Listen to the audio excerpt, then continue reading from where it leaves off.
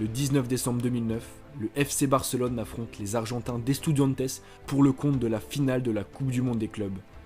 Menés 1-0 pendant une grande partie de la rencontre, les coéquipiers de Lionel Messi égalisent finalement à la 89e minute de jeu avant, dans les prolongations, de prendre un avantage décisif.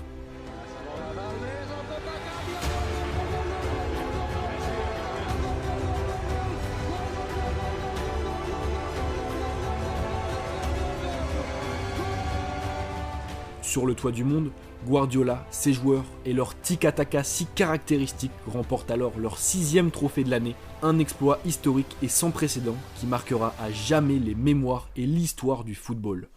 Alors quelle a été la trame de cette année fabuleuse? Quels ont été les matchs les plus importants et les plus spectaculaires? Retour dans cette vidéo sur l'une des saisons les plus extraordinaires et les plus victorieuses dans l'histoire du ballon rond. C'est parti générique.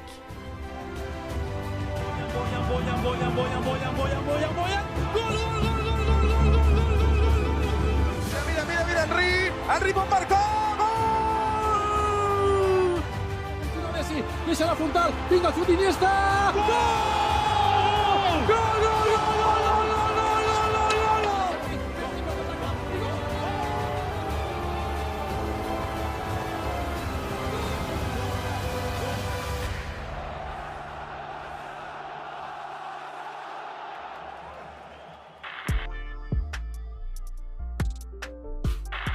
À l'aube de la saison 2008-2009, rien ne laissait présager que le Barça dominerait à ce point le monde du football et que tous les fans de football seraient bouche bée face à la fluidité du jeu et des mouvements des joueurs à la tunique bleue et rouge.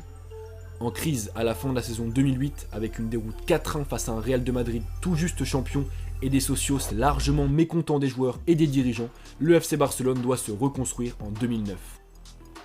Exit Franck Rijkaard et son laxisme que beaucoup dénoncent, exit également Ronaldinho, héros de 2006 mais lui aussi pris pour cible, exit aussi et enfin Deco et Zambrotta qui commencent à se faire vieux. Le club catalan a besoin de nouveautés, de sang frais après 2 ans sans titre.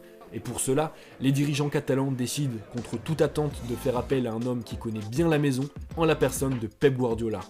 Le choix en laisse alors beaucoup dubitatif, tant le coach est inexpérimenté puisqu'il n'a entraîné qu'une seule saison en 4e division espagnole, mais Cruyff l'assure, il est prêt.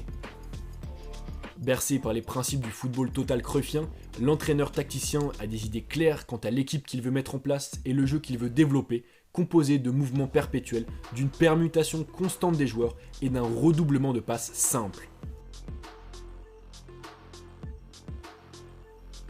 Pour mettre cela en place, il est d'ailleurs bien aidé par la quantité importante de joueurs de l'effectif qui sont formés à la Masia, à l'image de Puyol, de Xavi, d'Iniesta, de Messi, de Boyan, de Busquets ou encore de Pedro, mais ça ne l'empêche pas également de recruter à côté plusieurs joueurs qu'il considère nécessaires à son équipe, comme Dani Alves, Martin Cáceres, Seydou Keita ou encore Gérard Piqué, qu'il rapatrie de Manchester United. Fort d'un effectif solide, d'un style de jeu alléchant et d'une pré-saison prometteuse, le Barça commence pourtant timidement la saison avec une défaite d'entrée face au promu Numancia 1-0, puis un match nul au Camp Nou face au Racing Santander. Pourtant, le Barça joue déjà bien, le Barça joue déjà un football magnifique, inspiré des préceptes du football total du mentor de Pep Guardiola, Johan Cruyff, qui le dit lui-même dès le début de la saison, le Barça ne peut pas jouer un meilleur football. Finalement et rapidement, les étoiles vont s'aligner pour le Barça, les individualités exceptionnelles se fondant dans un collectif pour ne faire plus qu'un sur le terrain, et à partir de ce moment-là, le club catalan va dérouler. Il faudra attendre la fin février pour voir à nouveau le club catalan perdre, mais entre-temps, Messi et les siens survolent le championnat dont ils prennent la tête dès la 9e journée et ont engrangé, au soir de la mi-saison, 50 points sur 57 possibles, un record dans l'histoire du championnat espagnol. À travers un jeu offensif léché, avec plus de 3 buts inscrits en moyenne par match et un tic-tac que beaucoup qualifient d'orgie tactique et footballistique, le Barça domine alors largement la scène espagnole, mais aussi européenne. Car après avoir éliminé Cracovie en barrage 4-1 sur l'ensemble des 2 matchs, le Barça, opposé au Sporting Lisbonne, au FC Bâle et au Shakhtar Donetsk, remporte 4 de ses 5 premiers matchs de poule et se qualifie aisément pour les 8e de finale de la Ligue des Champions où il affrontera l'Olympique Lyonnais. Terminant l'année civile 2008 sur les chapeaux de roue, le FC Barcelone commence 2009 sur les mêmes bases. En Copa del Rey, les Catalans, emmenés par un Lionel Messi déjà inarrêtable et auteur d'un triplé ce soir-là, s'imposent 3-1 au Vicente Calderón face à l'Atlético Madrid en 8e de finale aller, avant une nouvelle victoire au match retour, cette fois 2-1, qui permet aux Blaugrana de filer en quart de finale de la compétition, où ils affronteront l'Espagnol Barcelone. Et dans un derby catalan à la saveur moindre, le FC Barcelone, tenu en échec à l'aller, s'impose 3-2 au retour et se qualifie pour les demi-finales de la Copa del Rey, sans vraiment, il faut le dire, avoir eu besoin de forcer.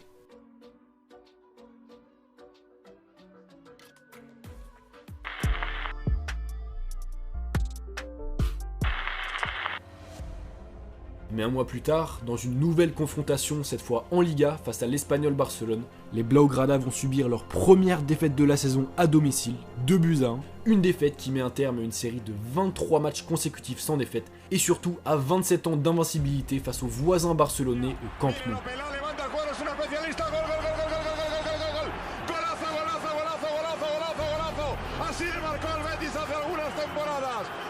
Pour la première fois de la saison, le Barça est alors dans le doute, d'autant que dans la foulée, les Catalans sont tenus en échec en Champions League par l'OL à Gerland, un but partout, avant de chuter pour la deuxième fois consécutive en Liga, cette fois face à l'Atlético Madrid, 4-3, après avoir pourtant mené par 2 fois au score. Dans une phase compliquée, le Barça va finalement se relever en Copa del Rey en battant Mallorca 2-0. Puis en Liga, en battant Bilbao sur le même score, avant d'offrir un véritable récital au Camp Nou face à l'Olympique Lyonnais lors du 8e de finale retour. Ouvrant le score à la 25e minute de jeu, puis doublant la mise 2 minutes plus tard, le Barça rentre finalement au vestiaire avec 4 buts d'avance et s'impose 5-2 au terme des 90 minutes face à des Lyonnais impuissants et battus par tout simplement plus fort qu'eux. Et après cette victoire qui permet en quelque sorte de le relancer, le club catalan va paraître plus fort, encore plus fort.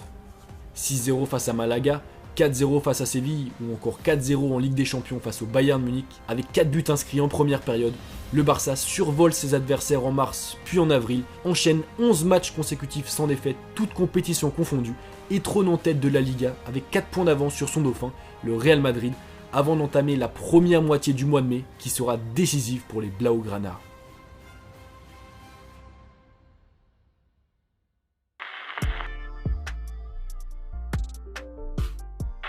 Pour le Barça, le début du mois de mai est décisif, aussi bien sur la scène nationale que sur la scène européenne.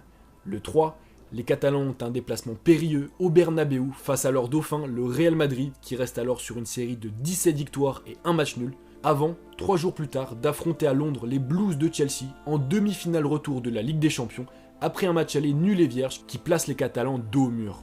Enfin, le 13, le Barça a rendez-vous à Mestalla face à l'Athletic Bilbao pour la finale de la Copa del Rey. Au cours de cette semaine et de ce début du mois de mai, Guardiola et ses joueurs peuvent donc tout perdre ou tout gagner.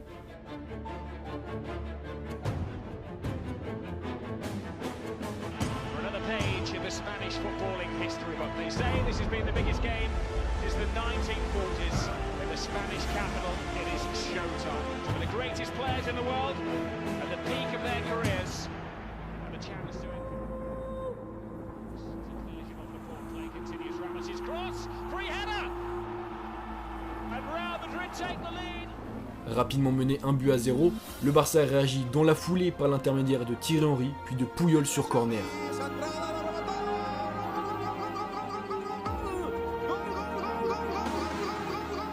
Et grâce à un doublé de Messi, puis un but en fin de match de Piqué, le Barça offre cet après-midi-là un récital de football et de jeu aux spectateurs, s'impose finalement 6-2 face à son ennemi de toujours, et file alors vers son premier titre de la saison, la Liga, 11 mois seulement après avoir perdu 4-1 sur ce même terrain face à cette même équipe lors de la célébration du titre des Madrilènes.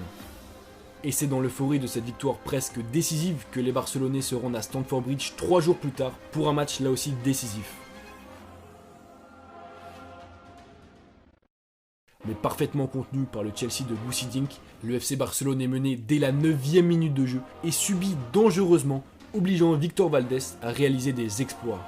Largement dominé, réduit à 10 après l'expulsion d'Abidal à la 66e minute de jeu et parfois même sauvé par des décisions arbitrales contestables pour beaucoup, le Barça cadre sa première et seule frappe du match à la 93e minute de jeu, mais l'histoire fait le reste.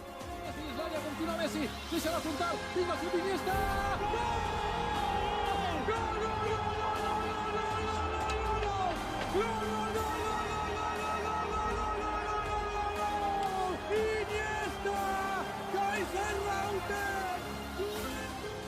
Score final, un but partout, le Barça est qualifié pour la finale de la Ligue des Champions où il retrouvera un autre club légendaire, Manchester United, emmené par un certain Cristiano Ronaldo. Mais avant ça, les Catalans retrouvent les Basques de Bilbao pour la finale de la Copa del Rey. Et malgré une ouverture du score rapide des Rouges et Blancs, le Barça, grâce à des buts de Yaya Touré, de Messi, de Boyan puis de Xavi, s'impose finalement 4-1 et remporte officiellement leur premier titre de la saison, avant, 3 jours après, grâce à une défaite du Real Madrid, d'officialiser son titre en Liga.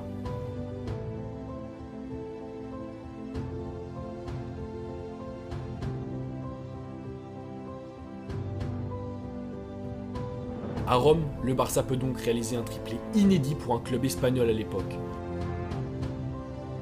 Et grâce à un but en début de match de Samuel Eto'o, puis grâce à ce but stratosphérique et presque hors du temps, tant le saut et la tête de Lionel Messi sont invraisemblables, les Blaugrana s'imposent 2-0 et soulèvent alors leur 3e trophée de la saison, un véritable exploit. Si la saison 2008-2009 est alors terminée après ce match, l'année 2009, elle, ne l'est pas encore pour les Catalans.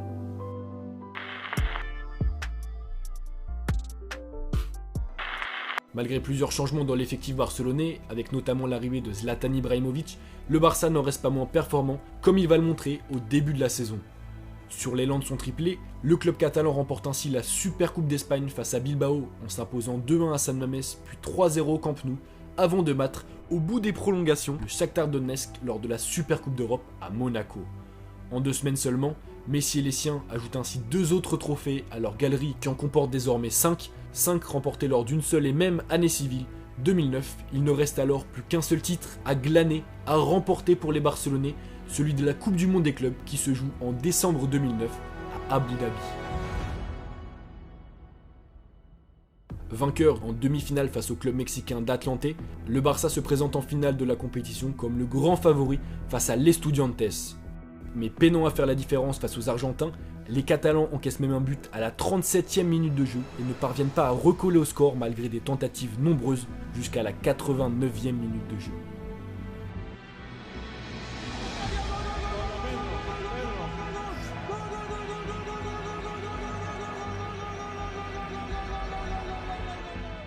Délivré, le Barça inscrit un 2e but pendant les prolongations et s'offre un 6e et dernier titre pour l'année 2009, un exploit sans commune mesure, un exploit pour l'éternité.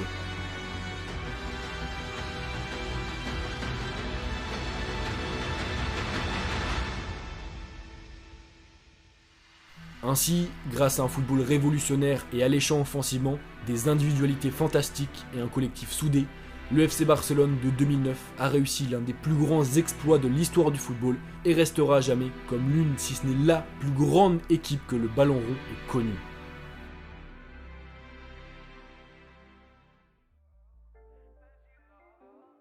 Et donc voilà les gars, c'est déjà la fin de cette vidéo, de ce reportage sur la saison 2009 du FC Barcelone. J'espère que vous avez apprécié, que vous avez appris des choses et que vous avez ressenti des choses en regardant cette vidéo. Un peu de nostalgie, ça fait toujours du bien. D'ailleurs les gars, n'hésitez pas à me dire en commentaire si vous avez des idées peut-être d'autres saisons d'équipes à refaire, à revivre. Il y en a pas mal à mon avis. Bref les gars, c'était Val, prenez soin de vous, peace.